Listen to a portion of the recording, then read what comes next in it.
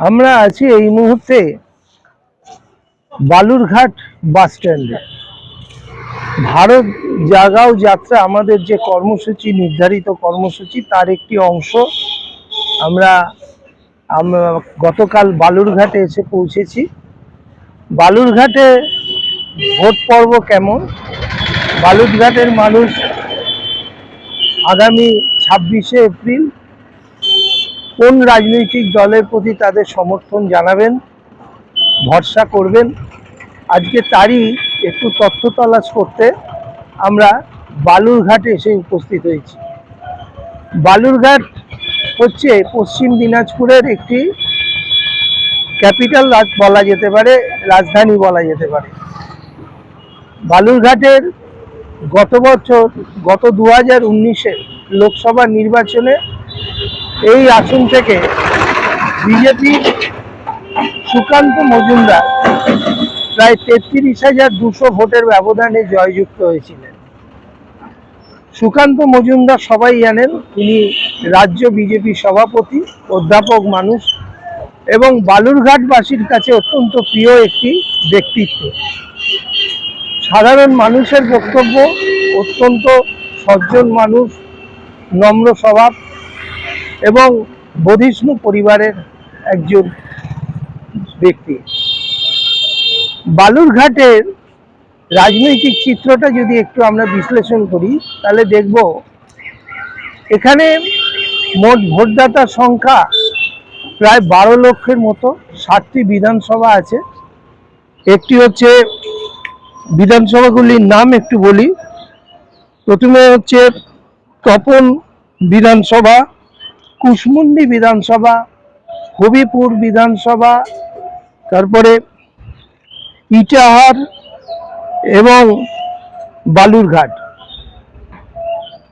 বলা যেতে পারে বালুরঘাটের লোকসভার মূল যে বিষয়টা, এখানে সংখ্যালঘু ভোটটা কিন্তু একটা বড়সড় ফ্যাক্টর। হবিপুর, কুশমুন্ডি এবং ইটাহার, এই 3টি বিধানসভা সংখ্যালঘু অধ্যুষিত। ফলে এই 3টি বিধানসভার সংখ্যালঘু ভোট কিন্তু বালুরঘাটে আগামী লোকসভা নির্বাচনে কে জিতবে কে হারবে তার অনেকটা নির্ণায়ক হবে। গত 2019-এ এখানে সুকান্ত মজুমদার 33,200 ভোটের ব্যবধানে জয়যুক্ত হয়েছিলেন। জয়ের ব্যবধান খুব একটা বেশি ছিল না। এই সিটেই রমেন বর্মন নামে একজন আদিবাসী সমাজের মানুষ, তিনি প্রতিদ্বন্দ্বিতা করেছিলেন। প্রায় 70,000 ভোট কেটে নিয়ে তৃণমূলের অর্পিতা ঘোষের হারকে নিশ্চিত করেছিলেন। সেই জায়গায় দাঁড়িয়ে এবারে লোকসভা নির্বাচনে 13 জন প্রার্থী আছেন এই লোকসভা কেন্দ্রে, এবং মূলত লড়াই সুকান্ত মজুমদার এবং বিপ্লব মিত্রের মধ্যে। বিপ্লব মিত্র তৃণমূলের প্রার্থী, গঙ্গারামপুরের বাসিন্দা। এছাড়াও এই আসনে আরএসপির একজন প্রার্থী রয়েছেন, যদিও মূল লড়াই তৃণমূলের সাথে বিজেপি। গত 10ই এপ্রিল এখানে সুকান্ত মজুমদারের সমর্থনে অমিত শাহ একটি বিশাল জনসভা করে গেছেন, এবং 16ই এপ্রিল ভারতবর্ষের প্রধানমন্ত্রী নরেন্দ্র মোদী একটি বড় জনসভা করে গেছেন। সাধারণ মানুষের বক্তব্য, সেই জনসভায় যে হারে মানুষের ঢল নেমেছিল, তাতে আগামী 26শে এপ্রিল মানুষ যে বিজেপির দিকেই আবার ঢলে পড়বে, এটা এখন সময়ের অপেক্ষা। তাদের বক্তব্য, এখানে তাদের যে গতবারে তারা যে ভোট পেয়েছিল, এবারে তার থেকে অনেক বেশি ভোটে তারা জিতবেন। কিন্তু বালুরঘাটবাসীর কথা জানার জন্য আমরা সংবাদ সোচ্চারের পক্ষ থেকে আজকে এই বালুরঘাট শহর ঘুরব, বিভিন্ন জায়গায় মানুষের সাথে কথা বলবো এবং বোঝার চেষ্টা করব আদপে এই দাবি কতটা বাস্তবতা আছে। যদিও 7টা বিধানসভা কেন্দ্রে আমাদের পক্ষে ঘোরা সম্ভব নয়, আমরা মূলত বালুরঘাট বিধানসভা কেন্দ্রেই আমাদের গতিবিধি আমরা সেখানেই সীমাবদ্ধ রাখবে। ক্যামেরায় সলিল দাসের সাথে সুভাষী, সংবাদ সোচ্চার.com।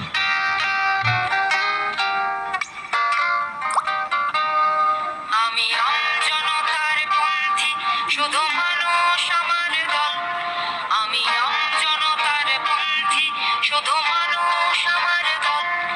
আমি নেব না কারোর ছাউনি আর কোনো পতাকার তল। আমি আমজনতার পন্থী।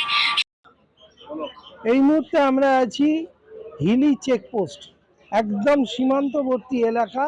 এখানে বহু মানুষ তারা জমায়েতে, সেই সীমান্ত এলাকা দিয়ে মানুষ পাসপোর্ট ভিসা নিয়ে বৈধভাবে মানুষ বাংলাদেশে যাওয়া আসা করেন, বাংলাদেশ থেকে মানুষ এদিকে আসেন একদম সীমান্তবর্তী এলাকায়। এবং এই এলাকার মানুষ নাগরিকত্ব যে আইন, যে বিল এসছে, সেই বিলের বিষয়ে এই এলাকার মানুষ কি ভাবছেন এবং এখানকার সাংসদ সম্বন্ধে তাদের কি ব্যাপার, সেটা নিয়ে আমরা কথা। এই মুহূর্তে আমরা পেয়েছি এখানকার একজন স্থানীয় নাগরিক, আমরা তার কাছে জানার চেষ্টা করব এই এলাকায় সুকান্ত মজুমদার, বিপ্লব মিত্রের মধ্যে মূলত লড়াই, সেই লড়াইয়ে সম্ভাব্য কোন প্রার্থী, কাকে মানুষ এখানে বেশি সমর্থন করবেন, এরকম একটা।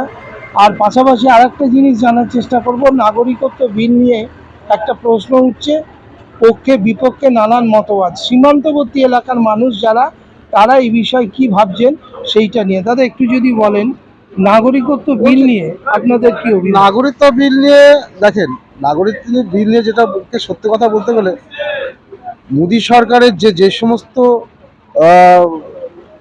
ইয়েগুলো করছে, এগুলো ঠিক করছে না, এগুলো ঠিক করছে না। নাগরিকত্ব বিল নিয়ে এসে কি করবে, কি করতে চান?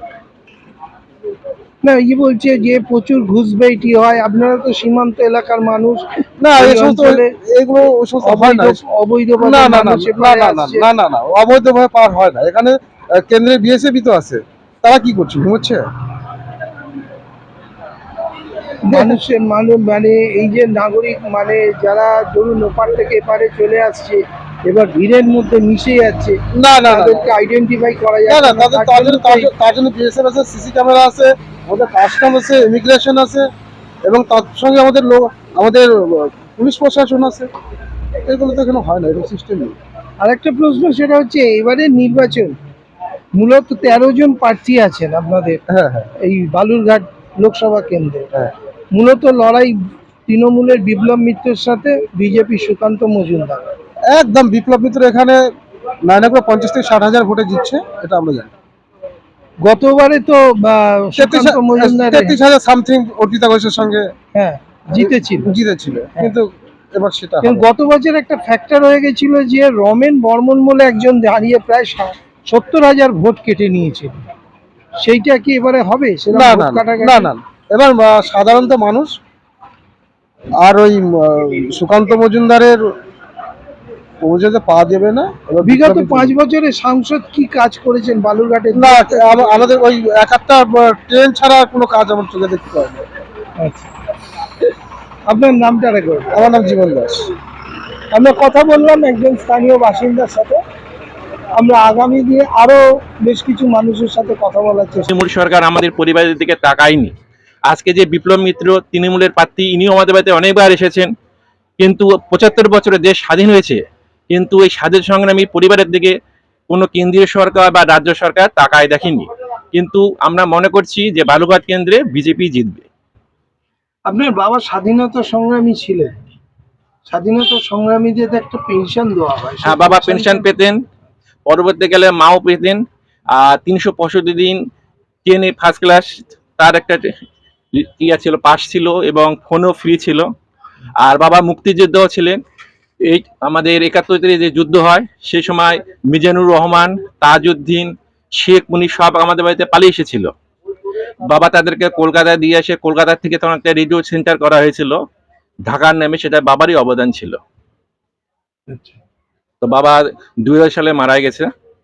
তো আপনার বর্তমান যে রাজ্য সরকার, তৃণমূল সরকার, তার বিরুদ্ধে আপনাদের ক্ষোভের উষ্মার কারণটা কি? যদি খুব এনারা, পরবর্তীকালে বাবা তৃণমূল হয়েছিলেন, বাবাই প্রথম এই জেলাতে তৃণমূলের নেতৃত্ব দিয়ে গেছেন, জেলা পরিষদের প্রার্থী ছিলেন, কিন্তু এই পরিবার আমাদের থেকে তাকায় দেখেনি।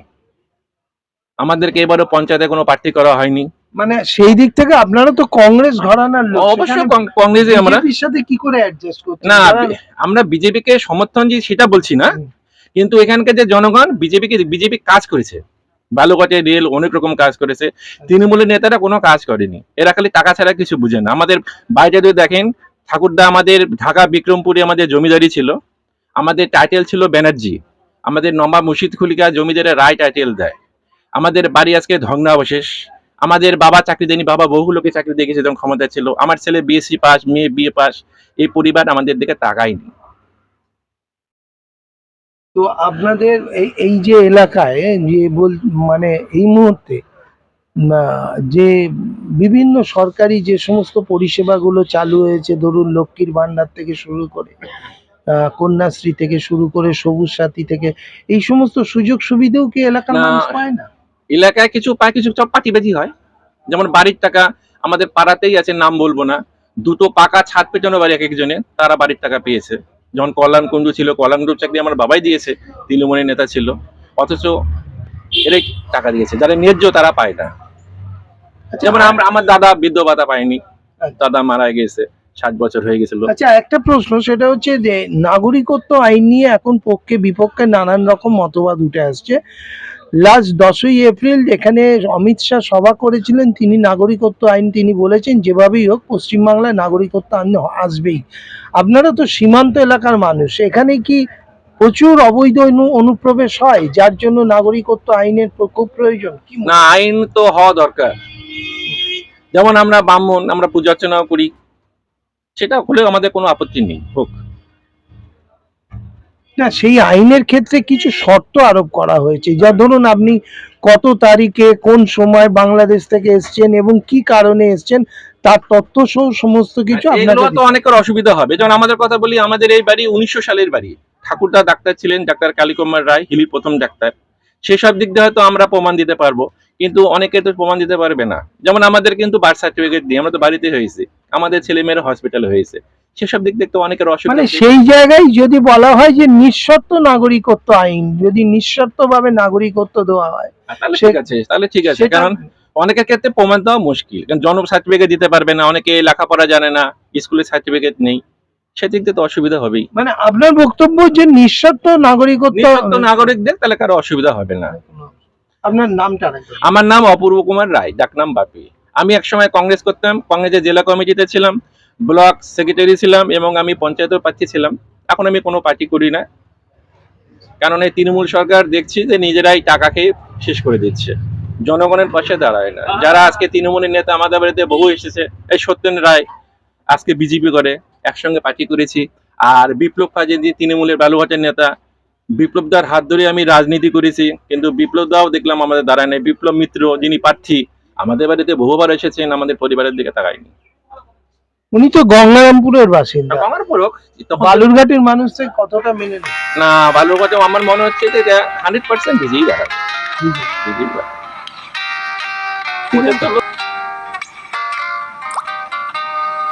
আমি আমজনতার পন্থী, শুধু মানুষ আমার দল। আমি আমজনতার পন্থী, শুধু মানুষ আমার দল।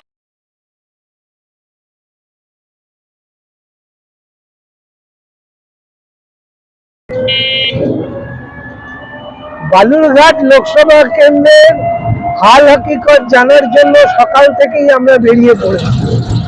বিভিন্ন এলাকায় বিভিন্ন জায়গায় মানুষের সাথে কথা বলে এই লোকসভা আসনে আগামী দিনে মানুষ কাকে নির্বাচিত করবেন তার একটা স্পষ্ট আভাস পাওয়ার চেষ্টা করছি।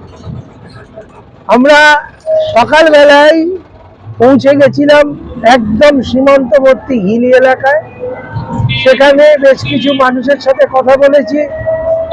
স্থানীয় মানুষ, বধিষ্ণু পরিবারের মানুষদের সাথে কথা হয়েছে। এক একজন তারা তাদের মতো করে তাদের যে ধারণা তারা সেটা ব্যক্ত করেছে। একটা সুন্দর পরিবেশ কিন্তু বালুরঘাট জুড়ে আমরা দেখছি। এখানে রাজনীতির রং আছে, প্রতিদ্বন্দ্বিতা আছে, একই সাথে বিজেপি, তৃণমূল, আরএসপি সবার পতাকা উঠছে, কিন্তু সাথে সাথে একটা ভ্রাতৃত্বের ব্যাপার আছে। এখানে কিন্তু উত্তেজনা সেরকম নেই। রাজনীতিকে কেন্দ্র করে যে একটা সবসময় উত্তেজনার পারদ চলে থাকে, যা থেকে অনেক সময় হিংসা ছড়ায়, সেইটা কিন্তু আমরা এখনো পর্যন্ত আমাদের পর্যবেক্ষণে উঠে আসেনি। আমরা এরপরে আমাদের পরবর্তী গন্তব্য হবে বালুরঘাটে যে এয়ারপোর্ট আছে, যে এয়ারপোর্ট 2008 সালে নির্মিত হয়, কিন্তু আজও পর্যন্ত সেই এয়ারপোর্টে কোনো উড়ান ওঠে না, কোনো প্লেন ওঠেও না, কোনো প্লেন নামেও না। কেন এরকম ভাবে এই উড়ানটা, বিশাল ক্ষেত্রটা বর্জিত অবস্থায় রয়েছে, তার সলুক সন্ধান করতে আমরা বালুরঘাট এয়ারপোর্টে যাব। যে এয়ারপোর্ট সম্পর্কে গত 16 এপ্রিল দেশের প্রধানমন্ত্রী পর্যন্ত উষ্মা প্রকাশ করে বলেছেন রাজ্য সরকারের অসহযোগিতার কারণে নাকি এয়ারপোর্টটি চালু করা যাচ্ছে না। দোষ পাল্টা দোষারোপ এসব তো থাকবেই, কিন্তু বালুরঘাটবাসীর কিন্তু একটা বক্তব্য হচ্ছে, যদি কোনোভাবে বালুরঘাটের এই এয়ারপোর্টটা চালু করা যায়, তাহলে বালুরঘাটের যে শিল্প মন্দা, দীর্ঘদিন ধরে বালুরঘাটকে কৃষির ওপরে নির্ভর করতে হয়, সেই কৃষি থেকে বেরিয়ে এসে শিল্প কিন্তু বালুরঘাটে হতে পারে যদি এয়ারপোর্টটা নতুন করে চালু করা যায়, এয়ারপোর্টটা খুলে দেওয়া যায়। আমরা আসুন সেই এয়ারপোর্টের দিকে যাব এবং সেখানকার মানুষদের সাথে কথা বলার চেষ্টা করব।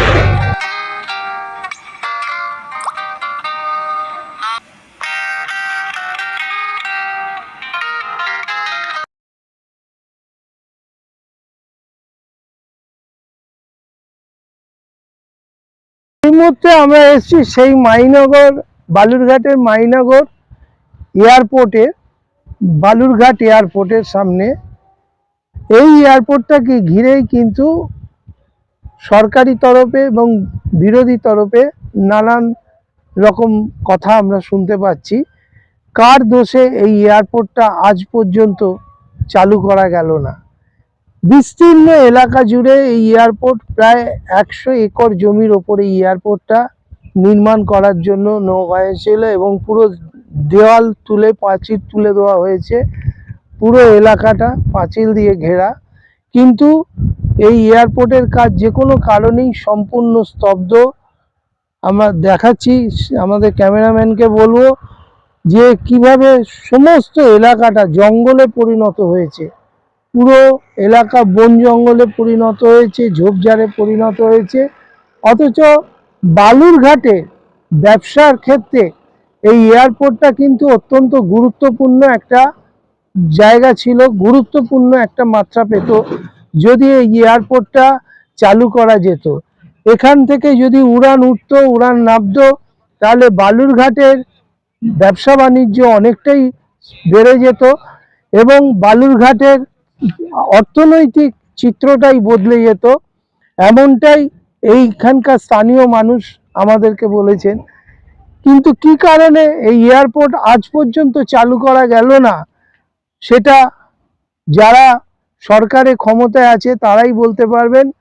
16 এপ্রিল বালুরঘাটে প্রধানমন্ত্রী যখন জনসভা করেন সুকান্ত মজুমদারের সমর্থনে, তখনও তিনি একটা অভিযোগ নাকি করে গেছেন যে এই এয়ারপোর্টটা রাজ্য সরকারের অসহযোগিতার কারণে এটাকে সফল করা সম্ভব হয়নি। এবার এই অঞ্চলের মানুষেরও বক্তব্য, যে কোনো কারণেই হোক এই এয়ারপোর্টটা অবিলম্বে চালু করা হোক এবং এখানে যদি উড়ান ওঠে নামে, তাহলে এখানকার ব্যবসা বাণিজ্য অনেক শ্রীবৃদ্ধি ঘটবে। কারণ সবাই জানে বালুরঘাট মূলত কৃষিজীবী এলাকা, সেইভাবে শিল্প বালুরঘাটে তৈরি হয়নি। তাই এই এয়ারপোর্টটা বালুরঘাটের শিল্প সমৃদ্ধ করে তোলার জন্য একটা অত্যন্ত প্রয়োজনীয় একটি বিষয়।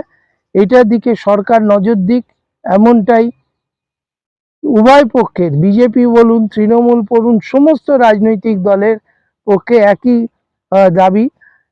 এখন দেখা যাক আগামী দিনে এই দাবি কতটা বাস্তবায়িত হয়। দাদা, আপনার নামটা যদি একটু বলেন। সফল পাল। আপনি তো এখানে এলাকার স্থানীয় বাসিন্দা। হ্যাঁ এখানে একটা এয়ারপোর্ট দেখে এলাম একটু আগে, হ্যাঁ হ্যাঁ। বালুরঘাট এয়ারপোর্ট। এই এয়ারপোর্টটা দীর্ঘদিন ধরে এইরকম ভাবে তৈরি করে ফেলে রাখা হয়েছে, এটাকে কাজে লাগানো হচ্ছে না, কেন, কি কারণ একটু বলবেন? এটা তো সরকারি মহল বলতে পারবে। না, আপনি তো স্থানীয় মানুষ, বাসিন্দা। হ্যাঁ, আগে এই তো airport আগে টা নামতো। যদি- এই আগে না, আমরা যখন ছোট ছিলাম তখন মাঝে মাঝে প্লেন নামতো। তখন না। হ্যাঁ, কিছুদিন ওই প্যাসেঞ্জার প্লেন নাম ছিল। এখন তো পুরো বন জঙ্গলে এখন পরিণত হয়েছে। শুধু রানওয়েটাই পরিষ্কার আছে, বাকি সব চারিদিকে একদম জঙ্গলে ভর্তি। এখন আর কোনো উড়ান ওঠেও না, নামেও না, তাই তো? না, এর মধ্যে এই 3 দিন আগে হেলিকপ্টার নামছিল একটা, কিন্তু প্লেন অনেক দিন থেকে নামে না। আচ্ছা, এইটা যদি হতো তাহলে তো বালুরঘাটের মানুষের অনেক সুবিধে হতো, তাই না? সুবিধা হতো, কিন্তু এখন হচ্ছে না। কি কারণে এখন? বালুরঘাট তো এমনি পিছিয়ে পড়া, শিল্পের দিক থেকে এমনি পিছিয়ে পড়া একটা জেলা। হ্যাঁ। সেখানে যদি একটা এরকম এয়ারপোর্ট হতো, বাগডোগরার মতো যদি এয়ারপোর্ট হতো, তাহলে তো মানুষের অনেক সুবিধে হতো, এখানকার অর্থনীতি অনেকটা ঘুরে দাঁড়াতো। হ্যাঁ, কোটি কোটি টাকা খরচা করে এয়ারপোর্ট তৈরি হলো, পাঁচির টাচির সবই হলো, সবই কমপ্লিট, কিন্তু এখন প্লেন তো নামা ওঠা হচ্ছে না, শুধু টাকাটাই খরচা হয়ে গেল। এর জন্য কাকে দায়ী বলে মনে হয়? এখন এটা কেন্দ্র সরকারের ব্যাপার না রাজ্য সরকারের ব্যাপার, এটা তো আমরা বলতে পারবো না। মানে এটা তো- কোনো একটা স্তরে উদ্যোগের অভাব আছে, তাই তো? হ্যাঁ, দুজনের মধ্যে কম্বিনেশন হচ্ছে না। একজন বালুরঘাট বাসী হিসেবে কি চান, মনে প্রাণে চান? হ্যাঁ, ওটা চালু হলে তো ভালোই হয়। কেউ শখ করে যাবে, কেউ রুগীর পত্র নিয়ে যাবে, কেউ ব্যবসার কাজে যাবে বাইরে। সবার তো সময় নাই যে 3 দিন ধরে যাচ্ছে ট্রেনে। প্লেন হলে তাড়াতাড়ি হবে সময়টা। কলকাতার সাথে যোগাযোগটাও খুব হ্যাঁ, তাড়াতাড়ি, এবং শিল্পের ক্ষেত্রেও এখানে অনেক উন্নত হচ্ছে, শিল্প তাই না? তো বালুরঘাটে নাই। হ্যাঁ, তো একটা এয়ারপোর্ট তৈরি হওয়া মানে এখানে তো নানান জায়গা থেকে উড়ান উঠবে, নামবে, ফলে একটা অর্থনৈতিক হ্যাঁ, তো একটা সেটা তো হবে মনে হয়েছিল। যখন কাজ শুরু হলো তখন মনে হলো এবার বোধহয় প্লেন নামা ওঠা হবে, কিন্তু যেটা কাজ কমপ্লিট হওয়া তো 2 বছরের বেশি হয়ে গেল। ওরকমই তো এখন ওর অবস্থায় পড়ে আছে তো। এখন ওর ভিতরে সব ওই কন্ট্রাক্টরদের কাজ হচ্ছে। এই যে সব রাস্তার মশলা টশলা মাখানো হয়, যে পিচের কাজগুলা। এই যে বিস্তীর্ণ এলাকাটা দেখলাম ঝোপ জঙ্গল হয়ে পড়ে হ্যাঁ, রয়েছে। জঙ্গল, ভিতরে জঙ্গল। অসামাজিক কাজও তো হয় নিশ্চয়ই। না, ভিতরে ঢুকতে পারে না কেউ, বাইরে সিভিক পুলিশ থাকে তো। ভিতরে কেউ ঢুকতে পারে না, বাইরে সিভিক পুলিশ সবসময় দিনে রাতে সবসময় থাকে। অসামাজিক কাজ ওটা সুযোগ পাচ্ছে না, কারণ চারিদিকে পাঁচিল দেওয়া আছে, আবার গেটের কাছে সিভিক পুলিশ সবসময় থাকে, 24 ঘন্টা থাকে। বালুরঘাটের এবারে জোরদার লড়াই, সুকান্ত মজুমদার, অপরদিকে বিপ্লব মিত্র। বিপ্লব মিত্র ভোট খাওয়ার রাজনীতি, কি মনে হচ্ছে বালুরঘাটের রাজনীতি সম্পর্কে? কি বলবেন? দেখ, নমস্কার। এবারে আমাদের লড়াইয়ে আমরা জয়ী হব, আমাদের আশা। আমাদের দীর্ঘদিনের যিনি রাজনীতিবিদ, আমাদের অভিভাবক জেলার, যিনি জেলার কাণ্ডারি, উন্নয়নের কাণ্ডারি হিসেবে আমরা জেনে থাকি, তিনি আমাদের জন্য, এই জেলার জন্য অনেক কাজ করেছেন, ডেভেলপমেন্ট করেছেন। আমরা আশাবাদী আমাদের তৃণমূল কংগ্রেসের প্রার্থী যিনি বিপ্লব মিত্র মহাশয়, ইনি জয়ী হবেন, মানুষ স্বতঃস্ফূর্তভাবে ভোট দেবেন। এবং পাশাপাশি যে সুকান্ত মজুমদার, যিনি রাজ্যের সভাপতি, বিজেপি সাংসদ মানে যিনি ছিলেন, তিনি বিগত 5 বছরের জন্য সেরকম ধরনের কোনো উন্নয়ন আমরা চোখে দেখতে পাইনি, সাধারণ মানুষের কাছে সে উন্নয়ন পৌঁছায়নি। গত 10 তারিখে, 10ই এপ্রিল, এখানে অমিত শাহ একটা জনসভা করে বলেছেন যে নাগরিকত্ব আইন চালু হবে, কেউ ঢুকতে পারবে না। সেই বিষয়ে মমতা ব্যানার্জি তো নাগরিকত্ব আইনের তীব্র বিরোধিতা করছেন, এবং ম্যানিফেস্টোতেও বলেছেন যদি কেন্দ্রে তাদের সরকার, মানে ইন্ডিয়া জোট যদি ক্ষমতায় আসে, তাহলে নাগরিকত্ব আইন সঙ্গে সঙ্গে বাতিল করা হবে। সেই জায়গায় দাঁড়িয়ে কি বলবেন? না, এই জায়গায় আমরা পশ্চিমবাংলার মানুষ আশাবাদী, মমতা বন্দ্যোপাধ্যায়ের উপর ভরসা রাখেন। তিনি যা বলেছেন সে কাজ হবেন, এবং যে সিএ যে আইন চালু করবার চেষ্টা করছেন, আমরা ক্ষমতায় আসবার পরেই সেটা লাগু হবে না, সাধারণ মানুষ সেটা বিশ্বাসী। আমরা একটু আগে এখানে একটা এয়ারপোর্ট ভিজিট করলাম, বালুরঘাট এয়ারপোর্ট, যেটা দীর্ঘদিন ধরে কোনো উড়ান উঠছে না। গত 16 তারিখে নরেন্দ্র মোদী অভিযোগ করেছেন রাজ্য সরকারের অসহযোগিতার কারণে নাকি এটা বাস্তবায়িত হচ্ছে না। এটা সম্পূর্ণই মিথ্যা। ওনারা মিথ্যা ছাড়া কোনো সত্যি কথা বলেন না, কেননা রাজ্যে মমতা বন্দ্যোপাধ্যায়ের নেতৃত্বে বারবার দরবার করার পরে এই জায়গা আমাদের অনেকটাই কাজ হয়েছে। ডেভেলপমেন্ট প্রাচীরগুলো যেগুলো ছিল সেগুলো হয়েছে, কিছু কাজ বাকি ছিল সেগুলো কিন্তু অনেকটাই সম্পূর্ণ আমাদের তত্ত্বাবধানে যা রাজ্য সরকারের সেটা যথেষ্টভাবে হয়েছে। সেটা ওনাদের গাফলাতিতে, কেন্দ্রের গাফলাতিতে সেটা পড়ে রয়েছে। আমাদের সাংসদ যিনি ছিলেন ওনারও কোনো চেষ্টা নেই সেটা বালুরঘাটের বা দক্ষিণ দিনাজপুরের ডেভেলপমেন্ট নিয়ে কোনোদিনও ভাবেননি। আপনার নাম? আমার নাম অশোক কৃষ্ণ কুজুর। আপনি কি তৃণমূলের? আমি তৃণমূল কংগ্রেসের জেলা সম্পাদক এবং ST সেলের আমি কনভেনার ডিস্ট্রিক্ট এই জায়গাটা কি নাম? এই জায়গাটার পাওয়ার হাউস।